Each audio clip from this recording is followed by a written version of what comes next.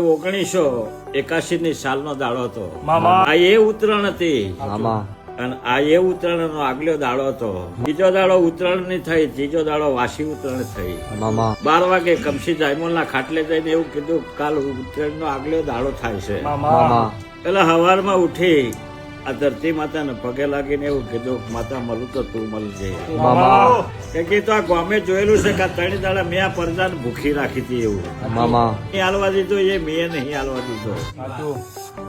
કે જો હાલવા દઉં ને તો મારે જ્યાં પહોંચાડવાના હતા નતા પહોંચતા, મારે જે રચાવાનું હતું એ નતા રચાવતા, અને મારે એમને ચા જરૂર હતી તો મને જ ખબર હતી.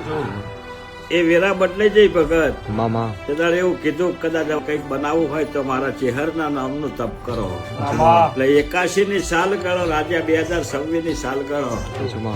આ 40 વર્ષ તપ કરાયું છે તારે રચાવાનો વેરા આવી છે. સવારમાં અરખના ભુવાનું આહું પડી ગયા કે ગોળી તું એ વેરા તેદાડ ના આવી હોત તો આજ હખની વારી ના આવી હોત, અમે તો બીજે આડાવડા ધંધે વર્ગી ગયા હોત. પણ મારે તો નતા મોકલવાના, મારે જાયમોલ લાલા નું નામ કાયમ અમારે રાખવાનું હતું. કારણ કે તમને કદાચ સારી પોસ્ટ આપી દઉં, કદાચ અધિકારી બનાવી દઉં તો ભુવા પડી નું શું. એટલે હું એ 81 ની સાલમાં એ સમય લાવી.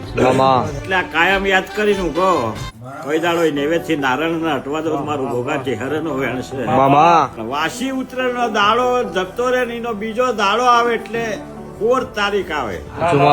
4 તારીખ આ દુનિયા ચક્રાવે ચડે એવું આ ટેકરે નવું નજરાણું ના રચું તો મને ટાઈગર માતા નહીં કહેવાનું.